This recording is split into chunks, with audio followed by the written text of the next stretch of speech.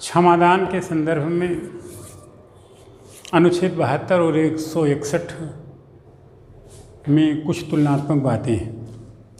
161 के तहत राज्यों में राज्यपाल को कुछ ऐसे न्यायिक शक्तियाँ प्राप्त हैं और 72 में महामहिम को। तो जो मौलिक अंतर है, फर्स्ट पॉइंट आप राष्ट्रपति के संदर्भ में पहले देखें।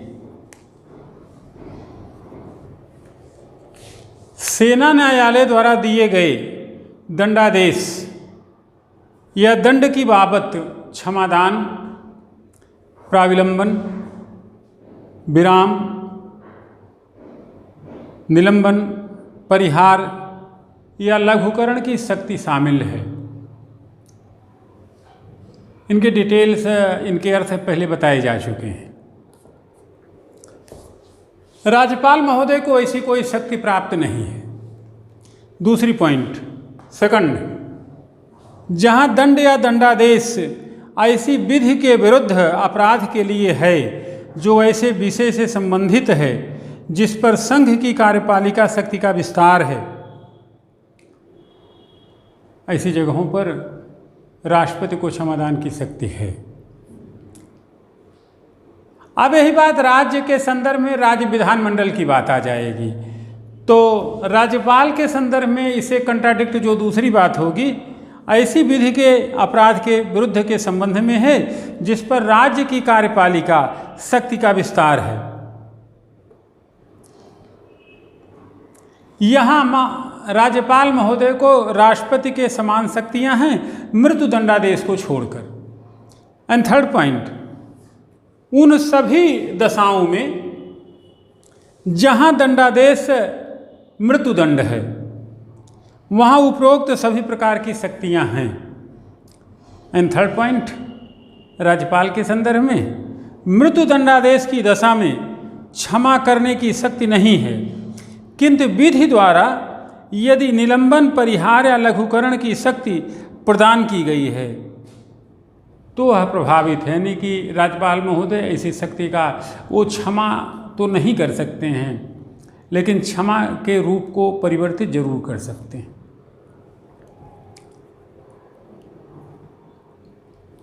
यदि विधि ऐसी कहती हो तो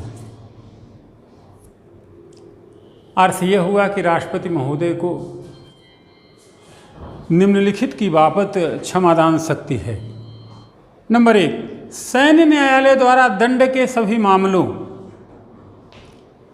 में राष्ट्रपति महोदय क्षमा कर सकते हैं, किंतु यह शक्ति राज्यपाल को प्राप्त नहीं है। दूसरा पॉइंट, संघ और समवर्ती सूची के अधीन बनाई गई विधियों के अधीन किए गए अपराध,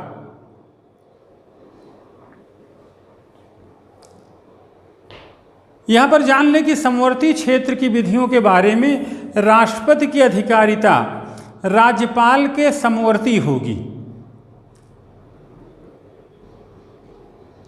दंडादेश के बारे में पृथक उपबंध किया गया है। तीसरा पॉइंट, मृत्यु दंडादेश में क्षमादान करने का प्राधिकार केवल राष्ट्रपति महोदय को होगा।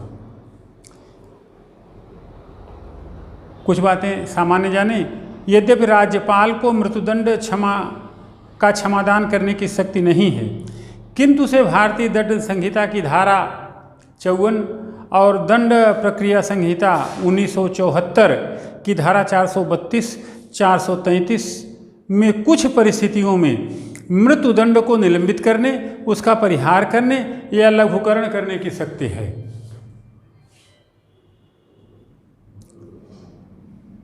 और पॉइंट जाने, जब क्षमादान की पूर्व याचिका राष्ट्रपति ने रद्द कर दिया हो तो दूसरी याचिका नहीं दायर की जा सकती। नेक्स्ट, राष्ट्रपति अपने आदेश के कारण को बताने के लिए बाध्य नहीं है।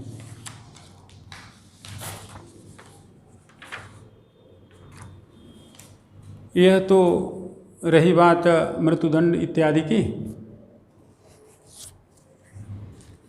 अब थोड़ा सा आगे बढ़ते हैं, फिर प्री मेंस इंटरव्यू के क्वेश्चन कराते हैं।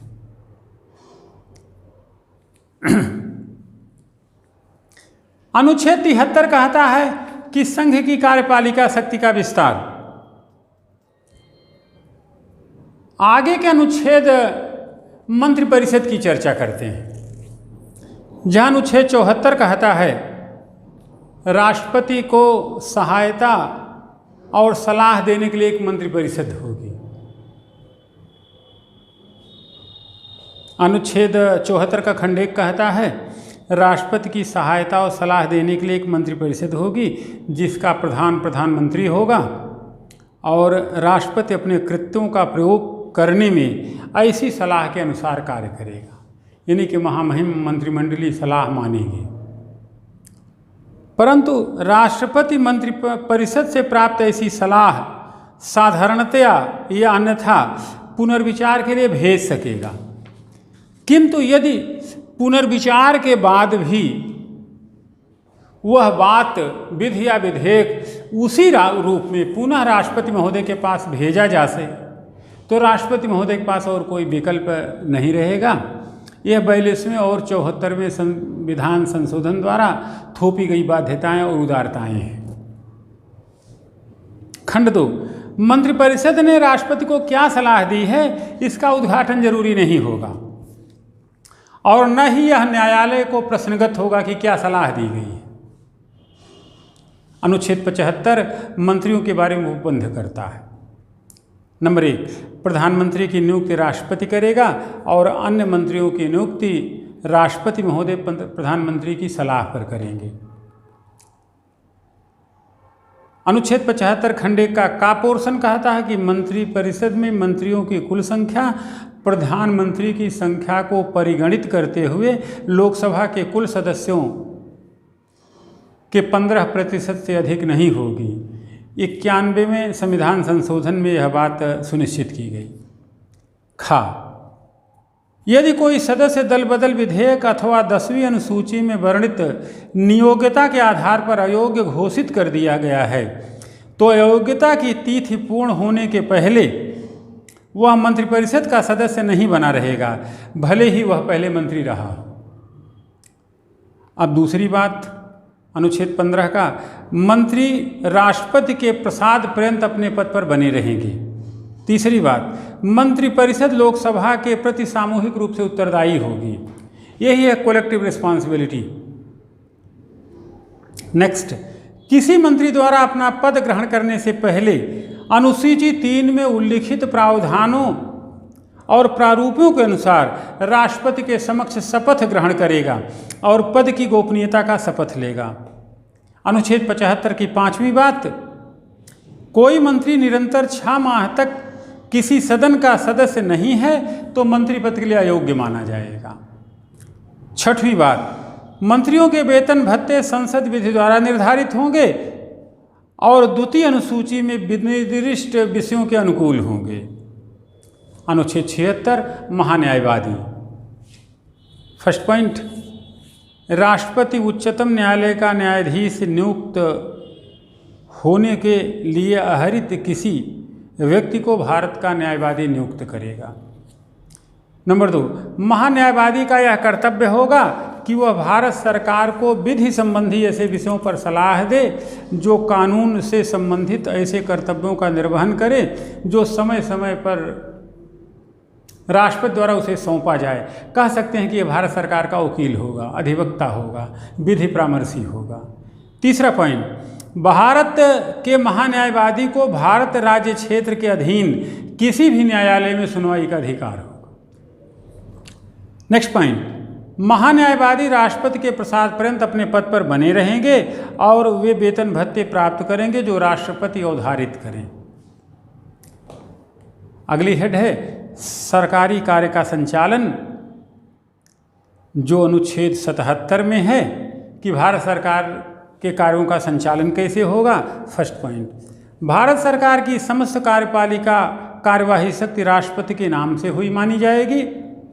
राष्ट्रपति के नाम से किए गए और निष्पादित आदेशों या लिखतों के उसी के नाम से समझा जाएगा। खंड 2, राष्ट्रपति भारत सरकार के कार्य को सुचारू रूप से संचालन के लिए मंत्रियों के विभागों का बंटवारा करेगा। अनुच्छेद 78 राष्ट्रपति का सूचनाधिकार है, जहां कहा गया कि राष्ट्रपति को जानकारी देने आदि के संदर्भ में प्रधानमंत्री के कर्तव्य है। तो इस प्रकार प्रधानमंत्री का यह कर्तव्य होगा। नंबर 1, संघ के कार्यकलाप के प्रशासन संबंधी और विधान विषयक प्रस्थापनाओं संबंधी मंत्रिपरिषद के सभी विनिश्चय राष्ट्रपति को संसूचित करेंगे। सेकंड पॉइंट, संघ के कार्यकलाप के प्रशासन संबंधी और विधान विषय प्रस्थापनाओं संबंधी सभी विनिश्चय राष्ट्रपति को संसूचित किया जाएगा। तीसरा पॉइंट, यदि किसी विषय को जिस पर किसी मंत्री ने विनिश्चय कर दिया है किंतु मंत्रिपरिषद से विचार नहीं किया है, राष्ट्रपति द्वारा अपेक्षा किए जाने पर परिषद के समक्ष विचार हेतु प्रस्तुत करने को कहा जा सकता है। तो ये है आपकी कार्यपालिका 52 से 78। इन्हीं को हम प्री मेन इंटरव्यू के रूप में देखते हैं। यहाँ पे प्रधानमंत्री और राष्ट्रपति के संबंधों की भी बात पर एक आध क्वेश्चन होंगे मुख्य परीक्षा में। अब आप एक क्वेश्चन देखें,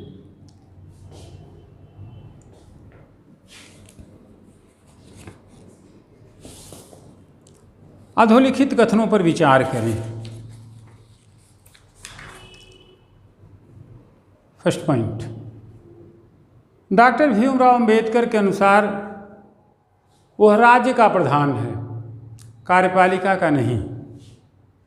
वह राज्य का प्रतिनिधित्व करता, शासन का नहीं। दूसरा पॉइंट, राष्ट्र की नीति की घोषणा, संघ के महत्वपूर्ण पदों पर नियुक्ति, आपातकाल की घोषणा राष्ट्रपति के नाम से होती है। तीसरा पॉइंट, वह भारत का सर्वश्रेष्ठ सम्मान प्राप्त नागरिक है, राज्य में सर्वोपरि है, भारत राष्ट्र का प्रतीक है, राज्य का प्रथम पुरुष है, प्रथम नागरिक है। चौथा पॉइंट, उसकी स्थिति ब्रिटेन के सम्राट जैसी जरूर है, लेकिन आधिकारिक तौर पर वह सशक्त है। अनुच्छेद 53 के धरातल पे सारी कार्यपालक शक्तियां उसी में निहित हैं। तो मीन आई टू से कि ये 4 पॉइंट हैं राष्ट्रपति के संदर्भ में। कूट अल्टरनेट ए 1, 2, 3 सही हैं, बी 2, 3 व 4 सही हैं, सी 1, 3 व 4 सही हैं, डी उपरोक्त सभी कथन सही हैं। तो थोड़ा सा आप ध्यान देंगे, जो हम बताए भी जा चुके हैं, तो सारे विकल्प सही हैं। इस नाते डी विकल्प उत्तर के रूप में सही होगा।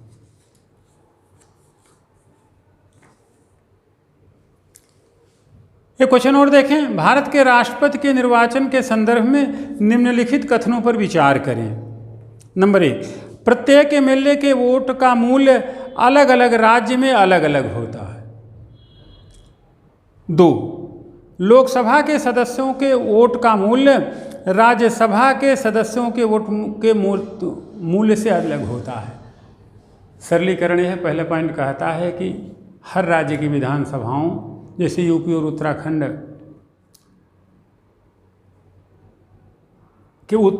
के प्रत्येक सदस्य का मत मूल्य तो एक हो सकता है, लेकिन यूपी के प्रत्येक सदस्य का मत मूल्य भी एक हो सकता है, लेकिन जरूरी नहीं कि यूपी और उत्तराखंड के सदस्य का मत मूल्य एक हो। यहाँ पे जनसंख्या मान और निर्वाचित सदस्य महत्वपूर्ण भूमिका में रहेंगे। तो इस नाते पहला पॉइंट तो सही है। दूसरा पॉइंट यह कहना कि राज्यसभा और लोकसभा चूँकि दोनों संसद के उच्च और निम्न सदन के मेंबरान हैं, तो यह कहना कि राज्यसभा के सदस्य का मत मूल्य कुछ है और किसी लोकसभा के सदस्य का मत मूल्य कुछ है, तो ऐसा नहीं है। यहाँ पर भी दोनों सदस्यों का मत मूल्य बराबर है। लोकसभा के एक सदस्य का मत मूल्य बराबर राज्यसभा के एक सदस्य का मत मूल्य, यहाँ पे कोई फर्क नहीं है। तो इस तरीके से पहला पॉइंट सही है और दूसरा पॉइंट गलत है। तो जिसमें केवल एक हो वह विकल्प सही है। अब इसी तरीके से आप देखो,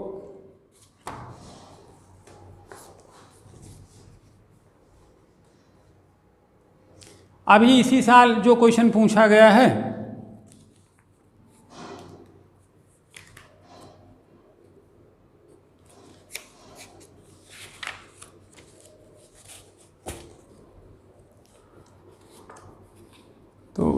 एक क्वेश्चन है राष्ट्रपति के संदर्भ में।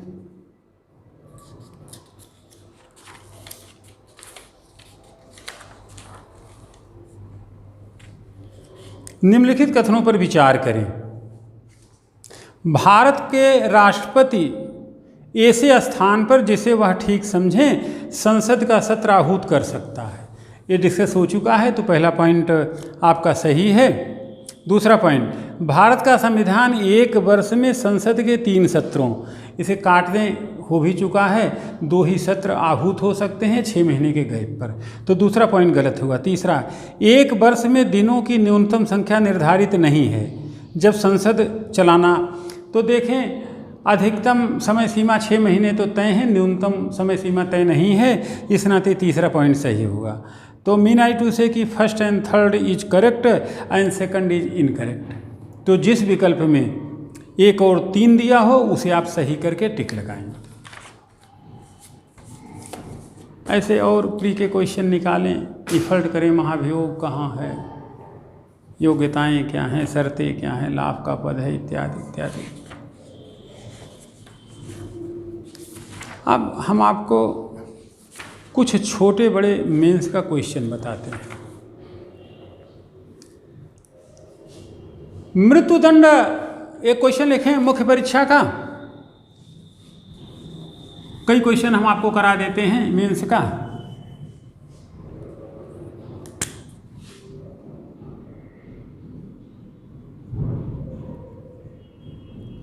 प्रश्न नोट करें।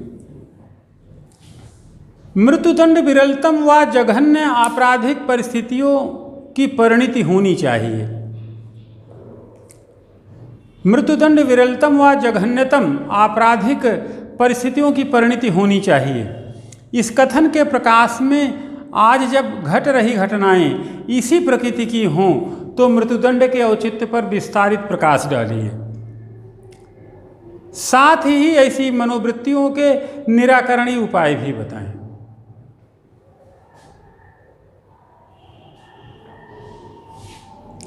तो थोड़ा सा समझ लें, मृत्युदंड किसे दिया जाए, कब दिया जाए, मृत्युदंड का उद्देश्य क्या है। वस्तुतः मृत्युदंड अपराधियों में उस भय व्यापन के लिए है ताकि वे ऐसे कोई कृत्य न करें जो समाज विरोधी हो, जो दुर्लभतम प्रकृति के हों, जो जघन्यतम प्रकृति के हों, तो समाज में भय व्याप्त रहे, इसके लिए मृत्युदंड का आयोजन किया गया ताकि समाज की सामान्य प्रक्रिया सुचारू रूप से चलती रहे।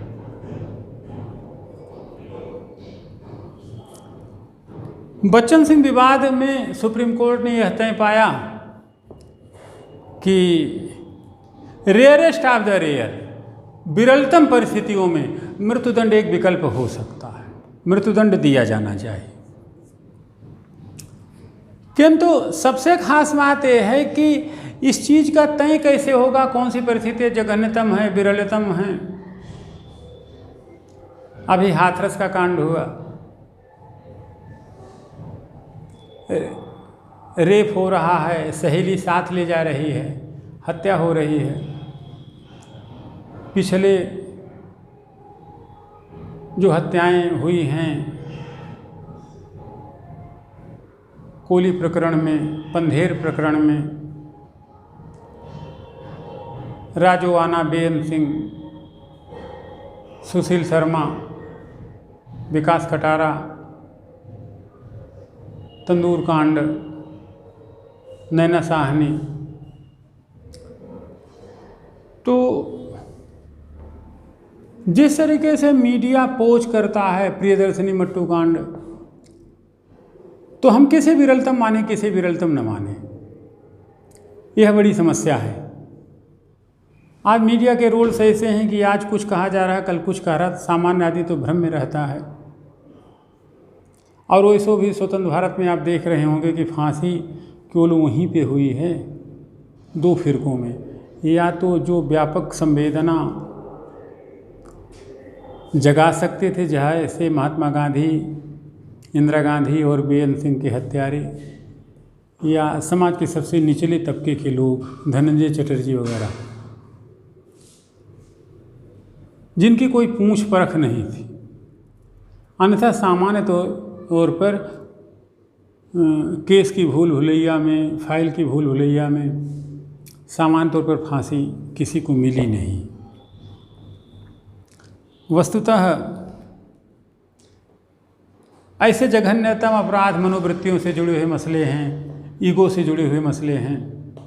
तो जब तक इन मनोवृत्तियों और ईगो का निस्तारण नहीं होगा तो मृत्युदंड पर बहस भी होती रहेगी और उसका औचित्य भी कभी स्पष्ट नहीं होगा।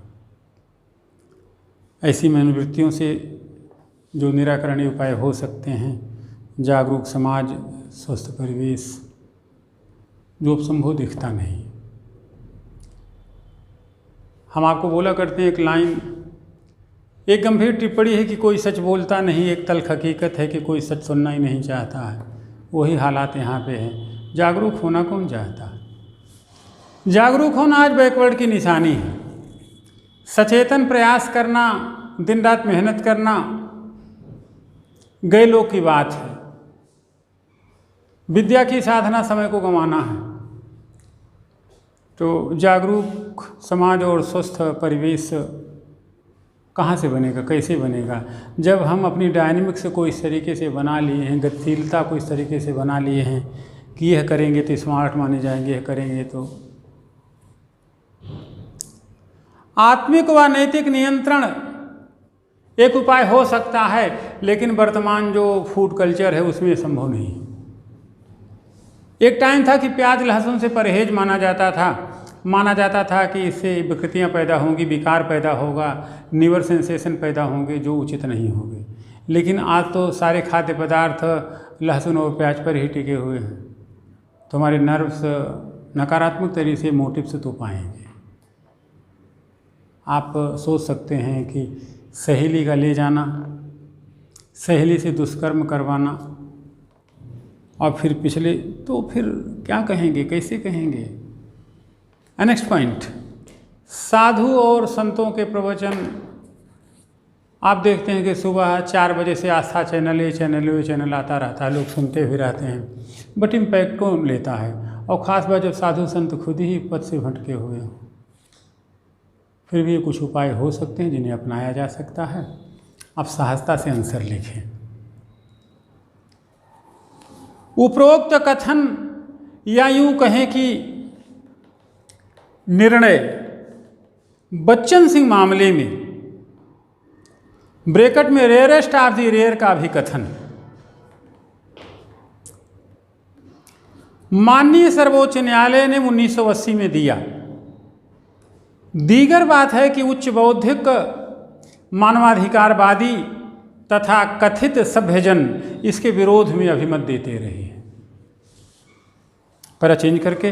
किंतु आज जब अहमन्यता, कुंठाएं, आग्रह व दुराग्रह, विकृत चित्तता, जातिगत व सांप्रदायिक उन्माद की विकृत परिणति के रूप में रोड रेज, घृणित व्यभिचार व हत्या, अपहरण, हत्या व बलात्कार, धन के लिए एकाकी बुजुर्गों की हत्या, अप्राकृतिक यौन घटनाएं, हत्या, दहशतगर्दी आम हो गई हो तो पर चेंज करके आखिर फांसी किसको और क्यों दी जा रही है? डॉटेड पॉइंट, यह भी सोचने का मुद्दा है। आखिर संसदीय, मानवीय व राजनीति के हत्यारों को फांसी, जैसे निठारी कांड, तंदूर कांड के हत्यारों को फांसी कैसे मानवीय नहीं है? किस प्रकार अरेस्ट ऑफ द रेयर नहीं है? यह कैसे सुधरेंगे? मानवाधिकारवादियों को यह कह के नहीं करके बताना चाहिए। नेक्स्ट पैरा, स्वतंत्र भारत का इतिहास कहता है कि जो भी फांसियां हुई हैं वे या तो व्यापक जनभावनाओं की अनदेखी न हो पाने के कारण, जैसे गोडसे व बेअंत सिंह, या अत्यंत गरीब तबके के लोगों जैसे धनंजय चटर्जी आदि, बाकियों को जो किसी भी तरह की संवेदना जगा पाने में सफल थे नहीं हुई है।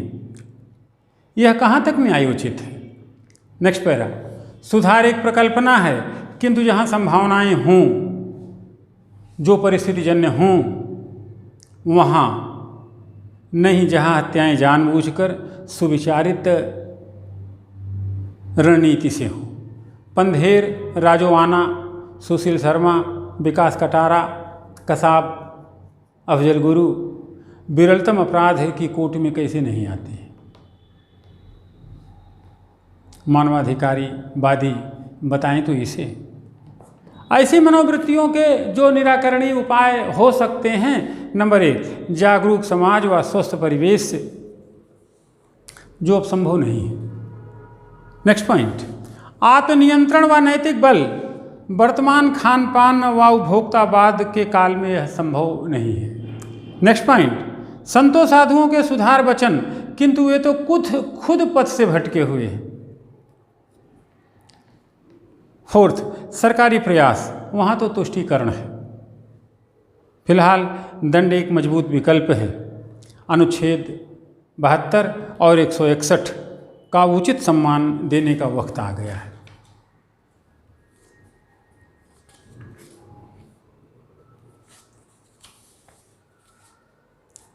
कुछ क्वेश्चन और लिखें जो आपको समझाए जा चुके हैं डिटेल में।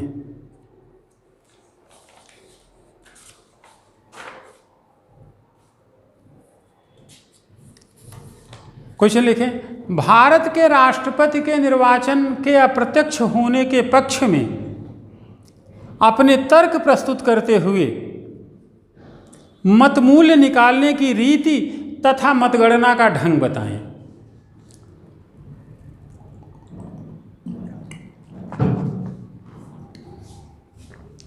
तो यहां 3 प्रश्न हैं।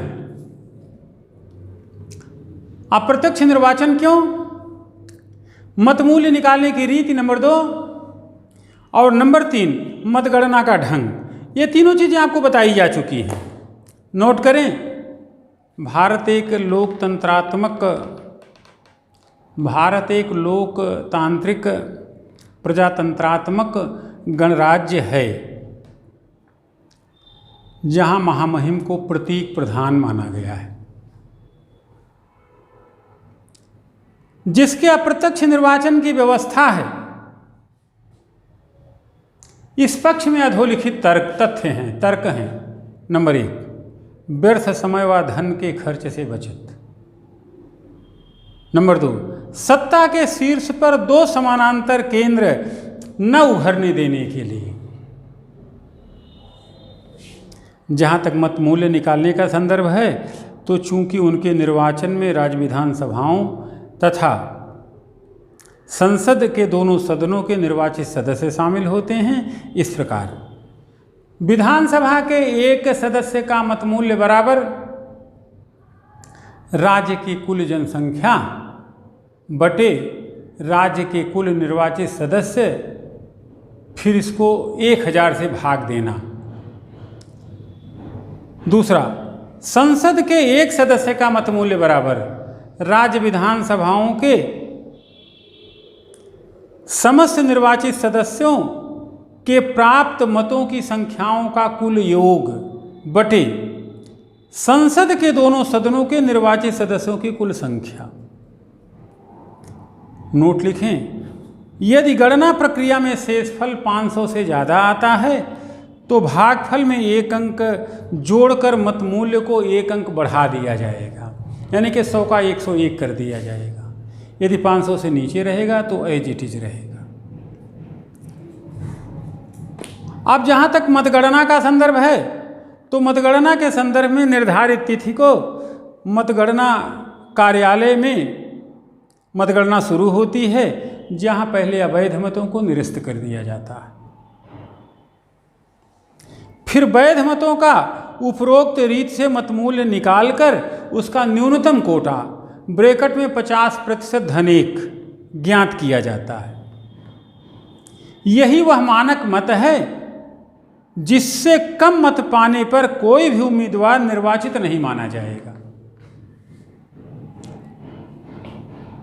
अब प्रथम चक्र की गणना शुरू होती है। यदि कोई उम्मीदवार निर्धारित मानक मत प्राप्त कर लेता है तो उसे निर्वाचित मान लिया जाता है।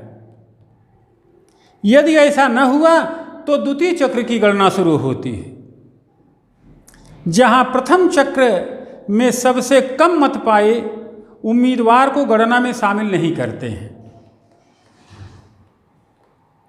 परंतु उसकी द्वितीय वरीयता के मत को अन्यों में हस्तांतरित कर देते हैं। गणना फिर होती है। यदि कोई उम्मीदवार निर्धारित मानक मत प्राप्त कर लेता है तो उसे निर्वाचित घोषित कर दिया जाता है, अन्यथा उपरोक्त प्रक्रिया आगे बढ़ जाती है। दीगर बात है कि केवल एक बार डॉक्टर बीबी गिरी के समय को छोड़ करके ऐसी स्थितियां नहीं आईं।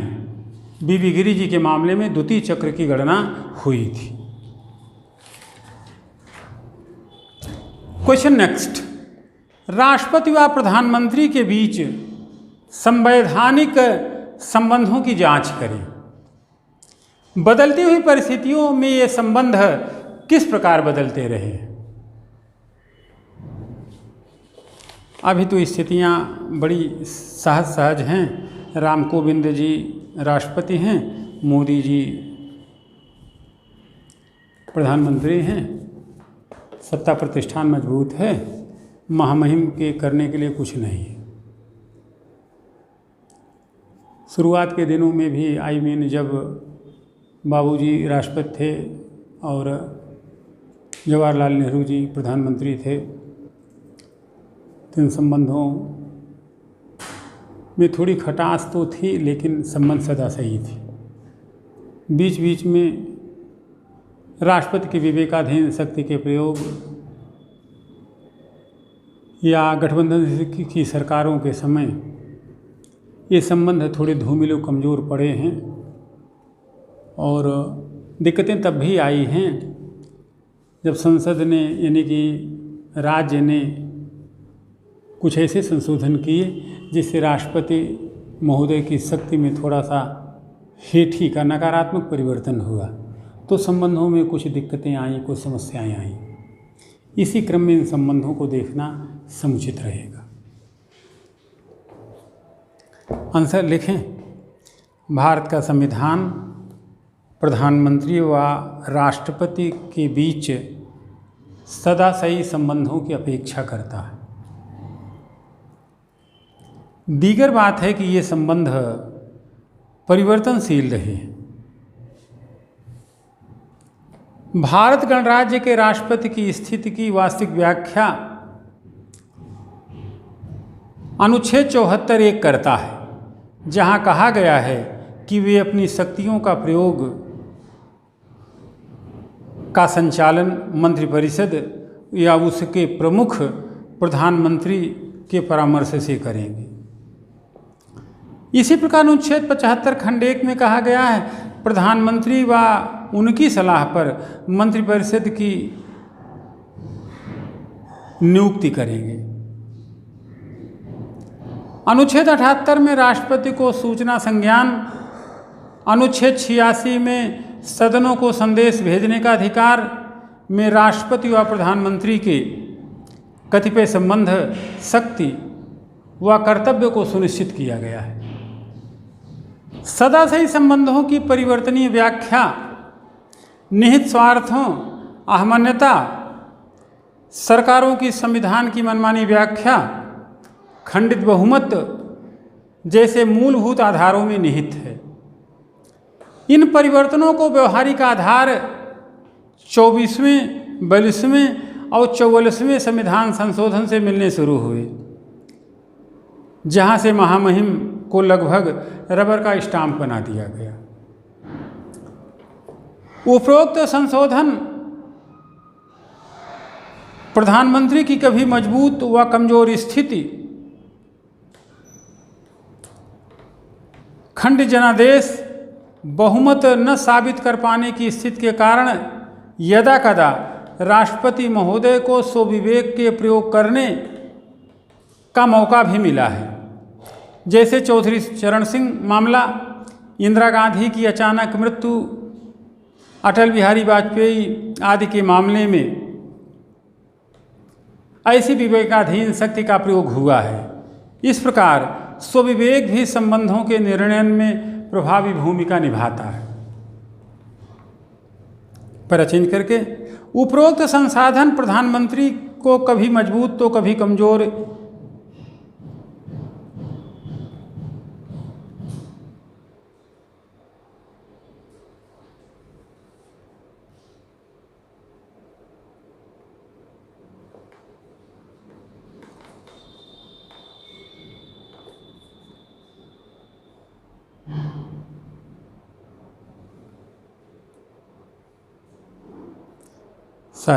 पर चेंज करके, राष्ट्रपति व प्रधानमंत्री के बीच सबसे ज़्यादा खटास भारतीय डाकतार संशोधन विधेयक 1986 के समय उपस्थित हुई, जब एक प्रकार से राष्ट्रपति ने अपनी सहमति देने से लगभग मना ही कर दिया।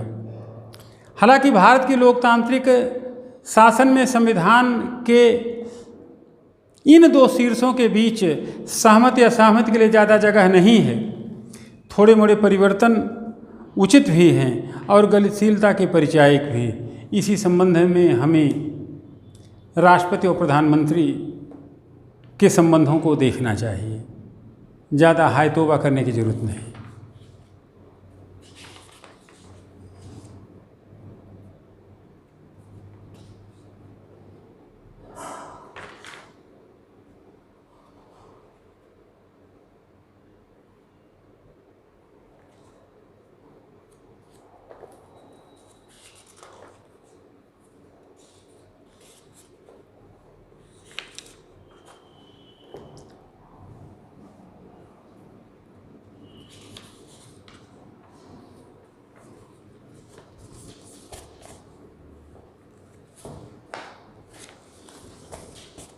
तो इस तरीके से मुख्य परीक्षा के क्वेश्चन आपके हुए।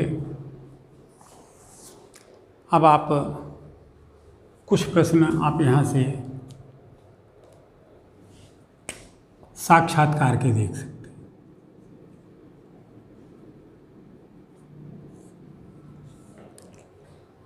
जैसे अभी आपका मृत्युदंड वाला मसला हुआ, तो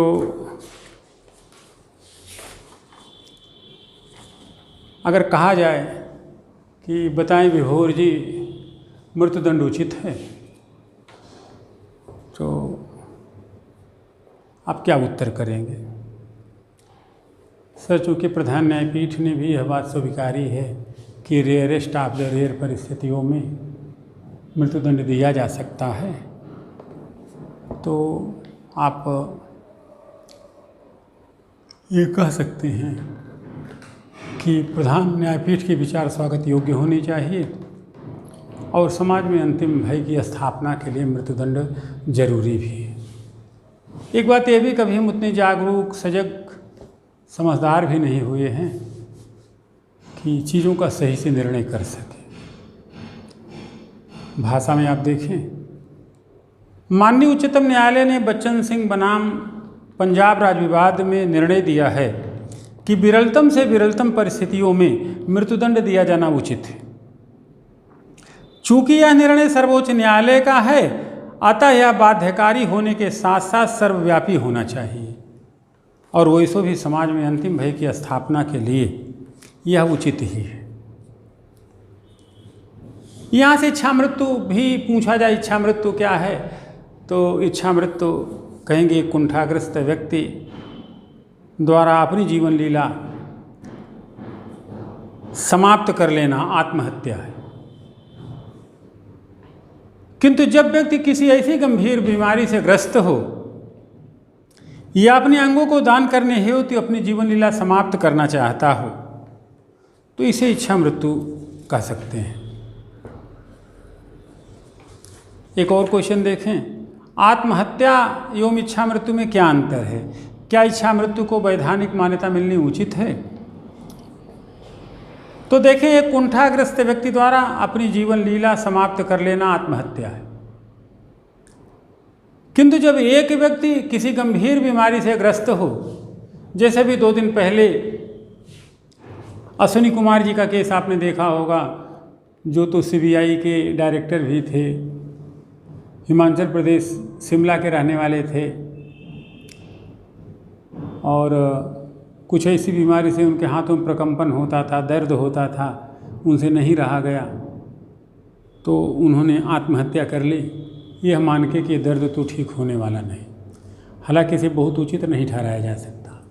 इसी नाते कुंठा हताशा से ग्रस्त व्यक्ति जब अपनी आत्महत्या कर ले, जीवन त्याग कर दे, तो उसे आत्महत्या कहते हैं। किंतु यदि कोई जानबूझ करके लगे कि अब ये बीमारी ठीक नहीं होने वाली है, तो इच्छा मृत्यु का वर्ण कर सकता है। चूँकि अश्विनी कुमार जी ने इच्छा मृत्यु न करके आत्महत्या किया, इस नाते उचित नहीं ठहराया जा सकता, खास तौर पर तब पर जब वो उम्र के काफ़ी समय तक प्रशासन में रहे हों, पुलिस व्यवस्था में रहे हों, तो उनसे अपेक्षा नहीं की जाती।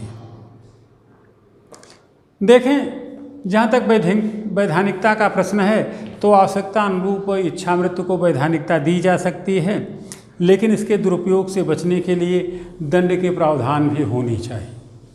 नीदरलैंड सरकार ने इसे वैधानिक घोषित किया है, लेकिन भारत में इसे वैधानिक मान्यता नहीं मिली और मिलनी भी नहीं चाहिए, क्योंकि इसके कई कारण हैं। नंबर 1, सामाजिक मूल्यों में गिरावट आएगी। नंबर 2, संप्रति आपसी प्रेम एवं स्नेह का ताना बाना कम होगा।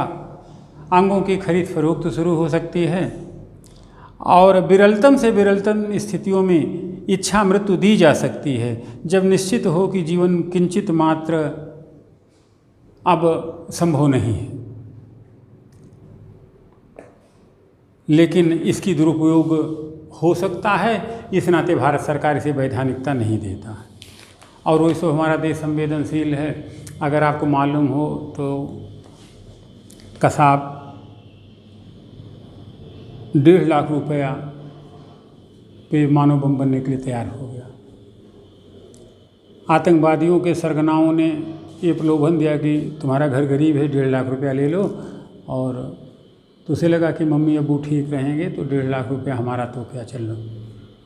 ये लोग कहा भी रहे कि जन्नत में जाओगे।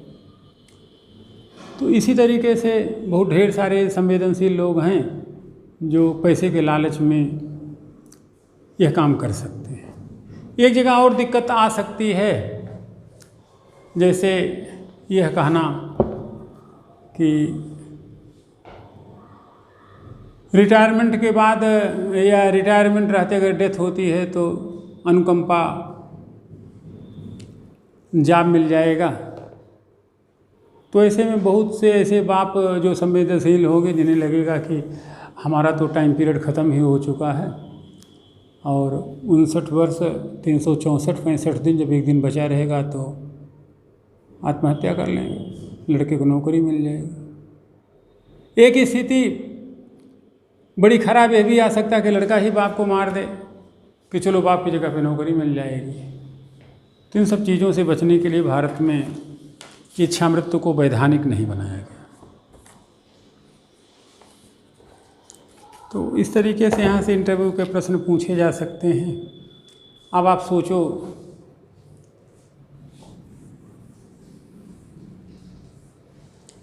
कि यहाँ से निबंध के क्या क्वेश्चन बन सकते।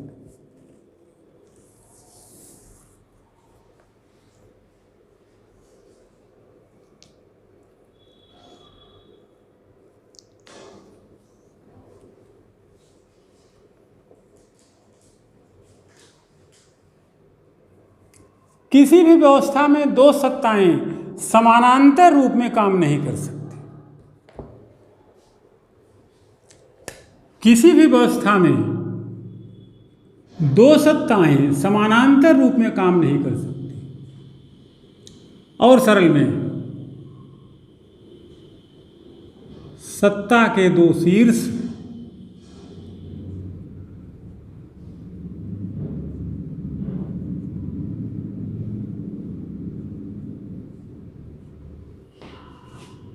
विवाद नहीं,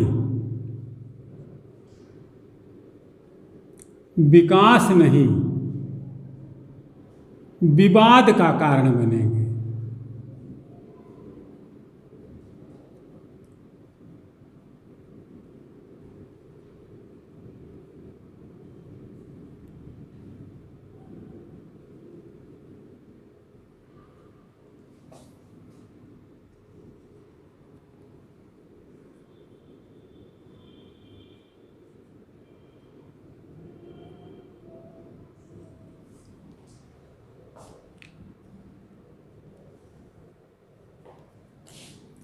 विकास नहीं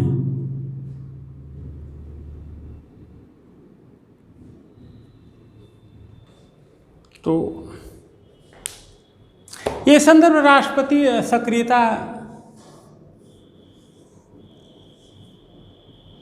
या राष्ट्रपति के विवेक प्रयोग इस अंदर कहा नहीं गया कि अप्रत्यक्ष निर्वाचन रीति, अगर प्रत्यक्ष रीति से राष्ट्रपति भी निर्वाचित हुआ तो हो सकता है प्रत्यक्ष रीति से निर्वाचित हुआ राष्ट्रपति प्रधानमंत्री से अपने आप को कमतर न समझते हुए, जनभावनाओं का प्रतीक मानते हुए कमतर स्थिति में शासन करना पसंद न करें, तो सत्ता के दो शीर्ष होंगे और जिस व्यवस्था में सत्ता के दो शीर्ष होंगे वहाँ पे व्यवस्था संचालन में दिक्कतें आएंगी और व्यवस्था सुचारू रूप से चल नहीं सकती है। इस तरीके से सत्ता के दो शीर्ष किसी भी व्यवस्था में उचित नहीं रहेंगे। वो विकास तो करेंगे नहीं, विवाद का कारण जरूर बनेंगे। अब मुख्य परीक्षा का एक क्वेश्चन लिखें जिसे आप खुद से अभ्यास करेंगे। आइए से पूछा गया है, कार्यपालिका राज्य क्षमा का प्रयोग करना विशेषाधिकार नहीं है, अपितु वह अनेक सिद्धांतों पर आधारित है और विवेक का प्रयोग लोक सोच विचारों में करना आवश्यक होता है। भारत के राष्ट्रपति की न्यायिक शक्तियों के संदर्भ में इस कथन का विश्लेषण कीजिए। इसे आप अच्छे से लिखें।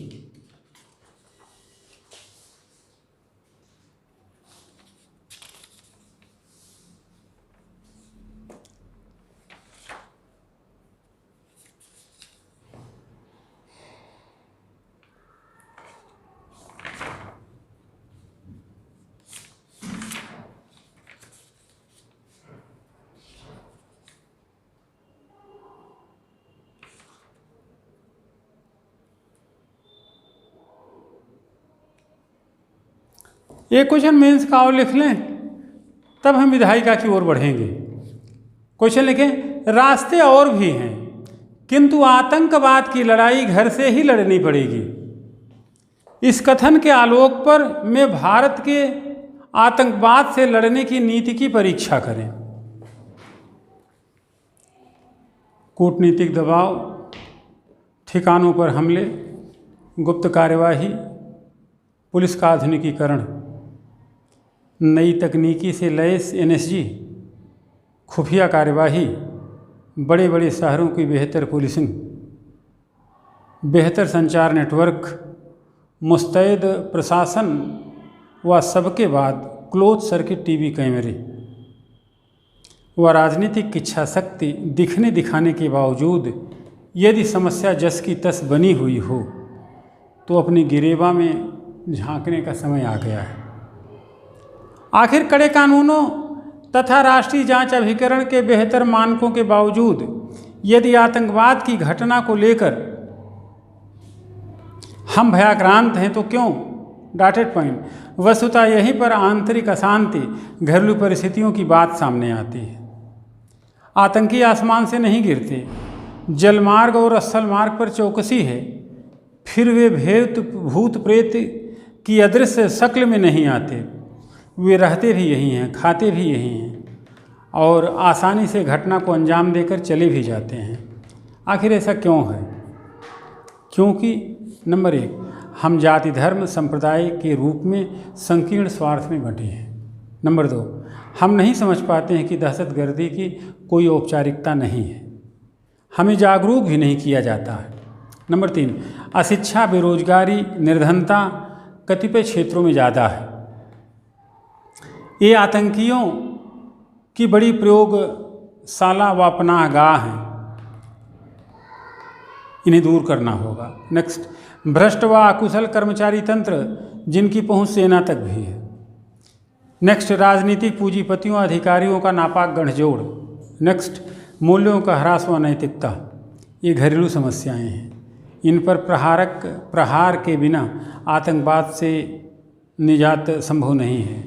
इस प्रकार लड़ाई तो घर से ही लड़नी पड़ेगी।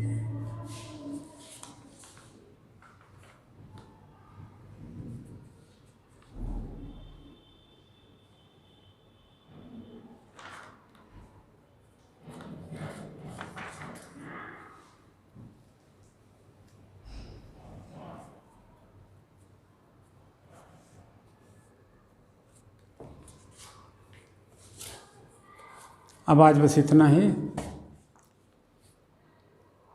कल हम विधायिका व्यवस्थापिका की ओर बढ़ेंगे, संसद की ओर, जो त्रिपदीय है, जो राष्ट्रपति, राज्यसभा और लोकसभा से मिलकर बनी हुई है।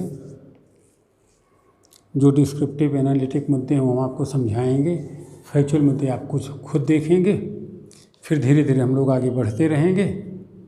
ढेर सारी शुभकामनाएं। कल फिर